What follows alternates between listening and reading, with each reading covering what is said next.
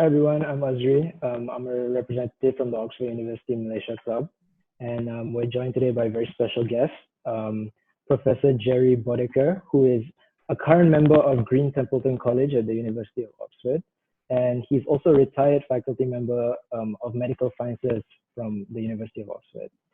He currently serves as the chair of the Mental Wellness Initiative of the Global Wellness Institute, and he'll be talking a little bit about the Youth Mental Wellbeing Project. Hi, Professor. How are you today? It's a Hi, pleasure to have you. Azrin. Thanks. It's great to be here talking to you. Can you tell me a little bit about where you are and how you've been keeping busy? Yeah, I'm in Perth, Western Australia. I've been doing a lot of work in Asia for many years, and I have a base in Malaysia, your country. And I came to visit relatives in Australia just a few days before Malaysia did a shutdown and banned foreigners from entering, doesn't matter what their visa status. And a few days after that, Australia banned Australians from leaving the country. So I'm seriously here. Oh, that's a pity. But anyway, how have I been keeping busy? I'll see if I can show you. I don't know if you can see that. Let me just see if I can show you. Can you see out the window there? Yeah. So that's the ocean out there.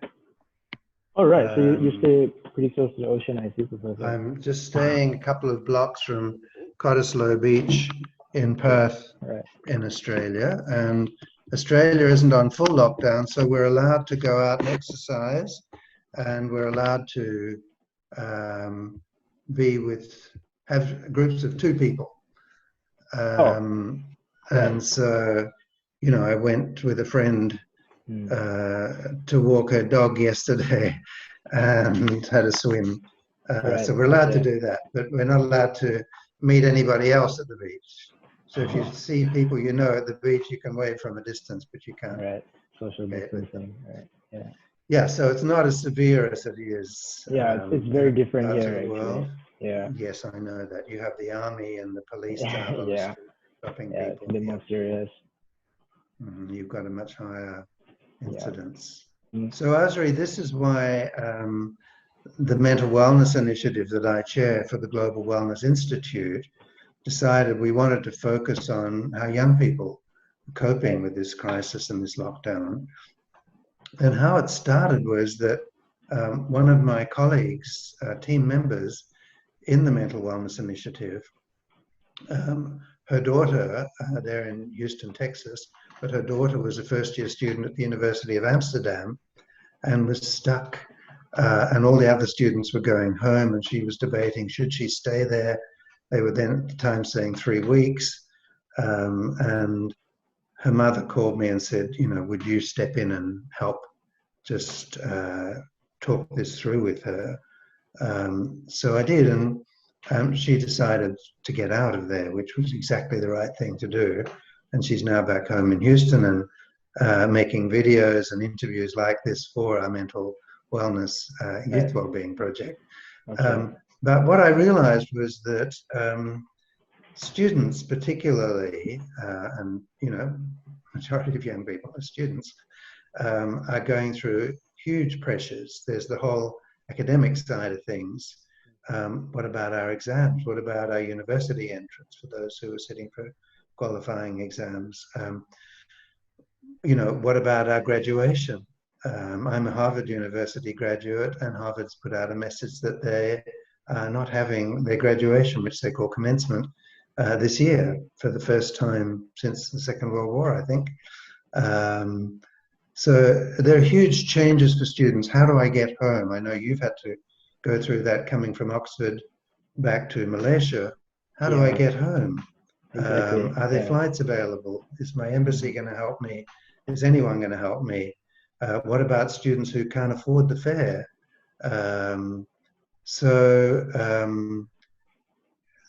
What about people who are sick or whose family members are sick?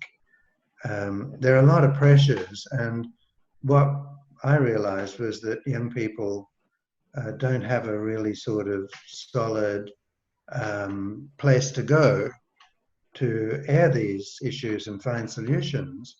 And the way it's being done is through apps like House Party, where people are just getting on and checking in from time to time and seeing who's there, which of their friends are there. That's definitely how I'm talking coping. to their. That's how you're coping. Yeah. Well, I think that's pretty interesting. This is what is really peer-to-peer support. It's people helping one another in their same age group, same sort of demographic. What are they bringing to that? What resources do they have? What if somebody's really suffering extreme anxiety or panic attacks over where's the money going to come from? Am I going to get a flight? Is my grandma going to pull through? That sort of thing. Yeah. So that's why we felt it's good to just have some voices of young people talking about this and how they're dealing with it, how they're coping, and how they'd like to see things progress from here in terms of support. Okay, right, yeah. Obviously, it's a very relevant the white paper project. It began before the COVID-19 outbreak, but obviously it's more relevant now, right? Yeah. So the white paper you're referring to is a project that our team in the Mental Wellness Initiative worked on for a year and a half, and we launched 18 months ago. It's called a white paper on mental wellness, and its subtitle is Pathways, Evidence, and Horizons. So pathways to mental wellness, evidence about the pathways and horizons. Where is this? How far does mental wellness go? What does it mean? What's the big picture?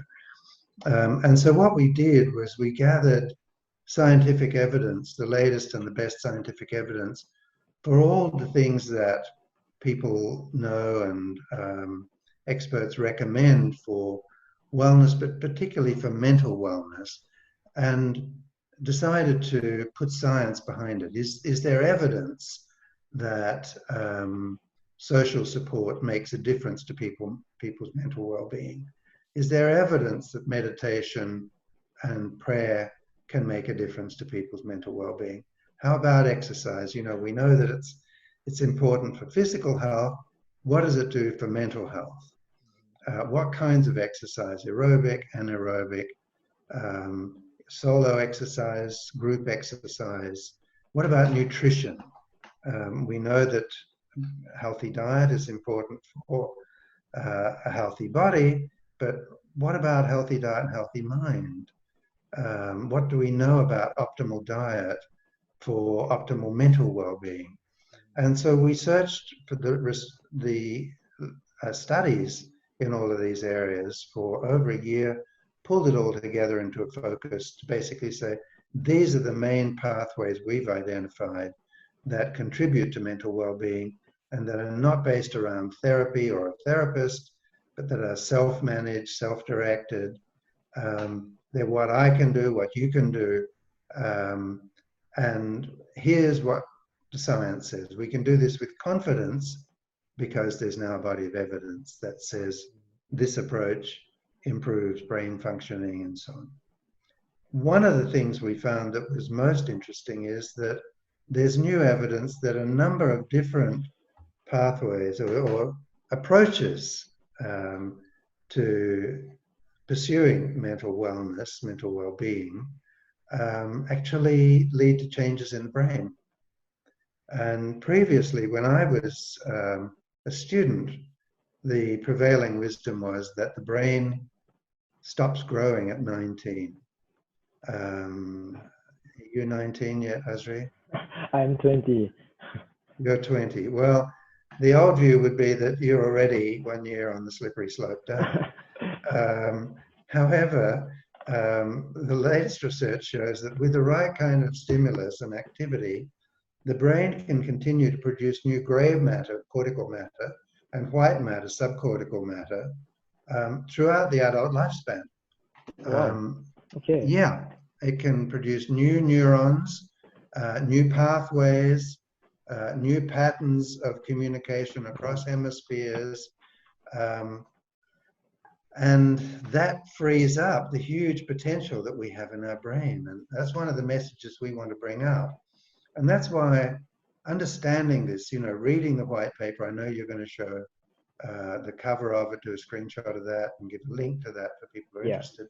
But understanding all of this when you're young means you can start doing this so that your brain is continuing to benefit and grow, your immune system with it, your physical strength and energy with it throughout the lifespan. And there's not a sense that you get to a certain point where it's all decline.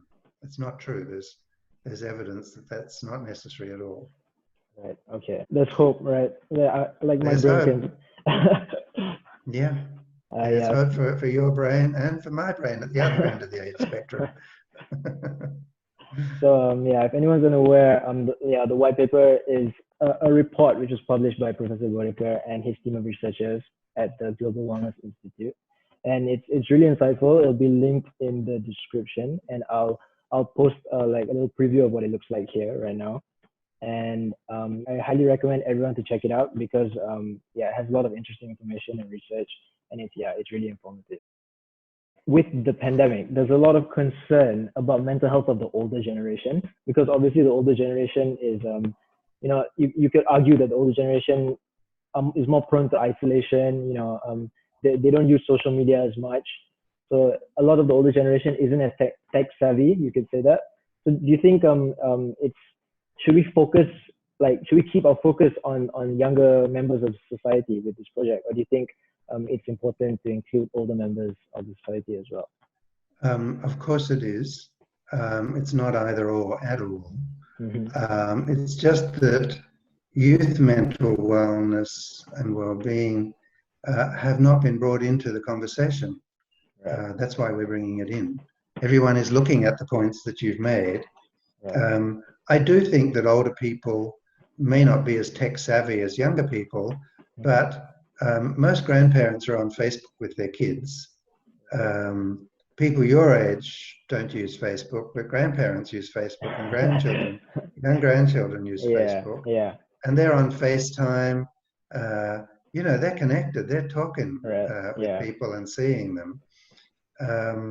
But the stresses of young people, particularly when they're away in college, some of my friends had kids at school in America, parents in Asia. How do I get my kid out of there? Harvard's given them 5 days to get out. Yeah. Where do they go? Where do they go? Yeah. They're calling me, we don't have any family or friends in Boston. What do our kids do? How do I get them on a flight? Are they going to be safe? Should they wear a mask at the airport? Should they wear a mask on the flight? Whole lot of new issues and stresses that are there. But definitely for older people, it's extremely important that their mental health is looked after and addressed. I think that older people, in a sense, may be under less mental pressure than people who have young families, because they're wondering, what's going to happen? Is the salary drying up? Is the income there? Are the school bills going to be paid? What about the mortgage payment or the rent or whatever? Those are real issues. And for young people living at home with families under those kind of stresses, there are issues of tension as well. So we wanted to explore how young people are coping and see if, there are solutions developing how to deal with these kinds of pressures. Okay, so we all know about like the benefits of exercise and diet and what you mentioned just now, like adequate amounts of rest and how that all affects your mental health, right? But do you have any other like new information that like you want to communicate, especially to the younger generation? What could they do? Yeah, I don't know that we do know all about the benefits of exercise and good nutrition and so on. We've heard exercise is good for you, healthy nutrition is important, but I don't think we really understand the science behind it at all, most people.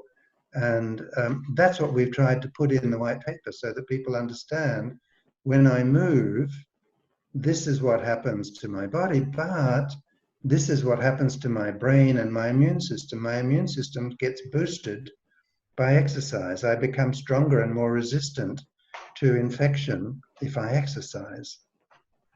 My brain, when I exercise, benefits from enhanced immunity. It benefits from the endorphins produced by exercise and elevates mood.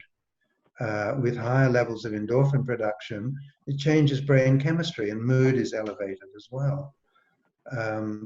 There's the opposite of, exercise and vigorous activity, and that is deep rest. And meditation is the sort of deepest point of that. And we're seeing that with meditation, there are changes in the prefrontal electrical activity of the brain. There's more coherent alpha activity, which is associated with problem solving, not frustration, but solving problems, with higher reasoning and thinking, with creative solutions. We see over time, a study at Harvard Medical School found that just with 8 weeks of regular meditation, there was an increase in gray matter, cortical matter in the brain, and white matter, subcortical matter in the brain, where information processing occurs, just from twice daily meditation, deep meditation. So we also know that reduces stress, calms the mind, reduces anxiety and depression. But the new knowledge, what's new, you're asking, what's new is that those experiences that people have and the results that come out on tests of anxiety and depression and so on, of improvement, are actually matched by changes in brain. And with regular practice, those changes stay in place and lead to different coping strategies and different sense of mental balance and what we call mental wellness, rather than just plain mental health. But there's a sense of thriving, of flourishing, of growing as well. And the same with nutrition, Azrin. There's a new field called nutritional psychiatry.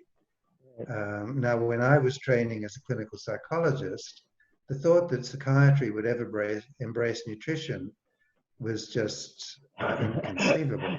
Right. But now there's a journal of nutritional psychiatry, there are articles and books on it.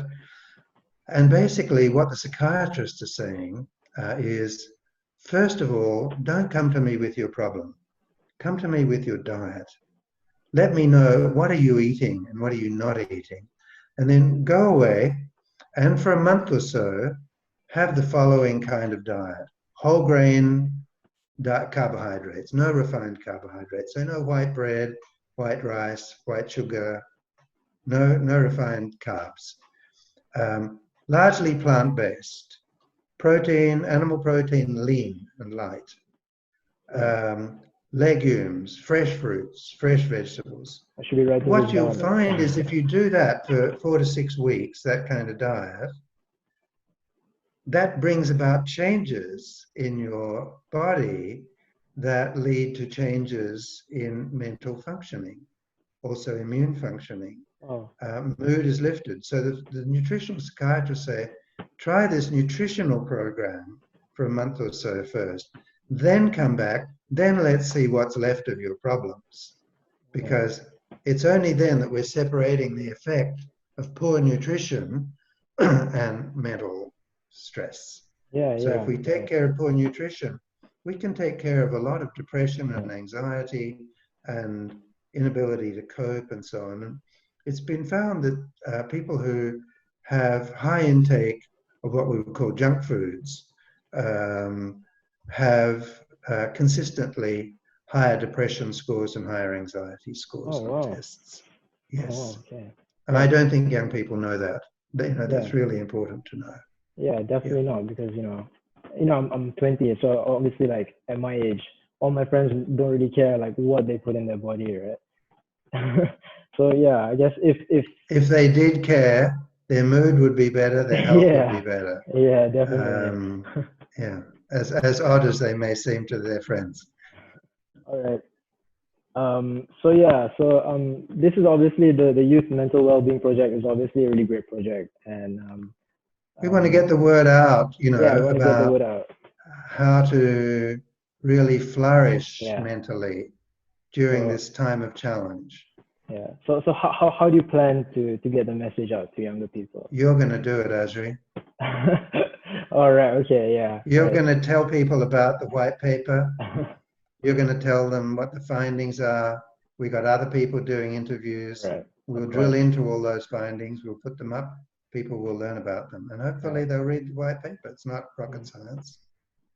Sorry, just the last question. Do you have any messages like how can other people get involved in this project? Can anyone contact you or? Yeah, they can contact us. I'll give you the email address. We've got a Yeah. YouTube channel that we'll be putting Right. these videos on. Okay. We have I think it's actually global.mental.wellness@gmail.com. Yeah, I think so. Yeah. I'll put all the links in the description so anyone who watches the video can. Yeah, so people can join. There are Yeah. no limits to creativity. Mhm. If people want to animate, if they want to do some musical thing, if they want to do interviews of other people, how they're coping, if anyone wants to talk about a peer support network, how that's working, if you want to explain how apps are helping, all of that. But we're also keen that people drill into the findings of the white paper because it's there for you, for your benefit, during these times. All right.